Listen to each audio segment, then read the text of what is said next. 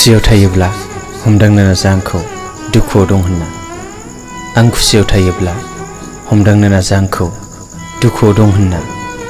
आं नोंखौ मोजां मोननाया दिनैसिम जोबनानै थाङाखै। जोथोनै लाखिदों बे गोसोखौ, थगायनानै दोनदों आंनि बे गोसोखौ। नाथाय दिनैसिम नोंखौ गोसोखांनायनिफ्राय आं गोजान जानो हायाखै। रावनिबो थाखाय जों एसेबां इम्पर्टेन्ट जानो हाया। रावनिबो थाखाय जों एसेबां इम्पर्टेन्ट मालाबाबो जानो हाया। जेसेखि नों सानो जे आं बेनि थाखाय गोबां इम्पर्टेन्ट।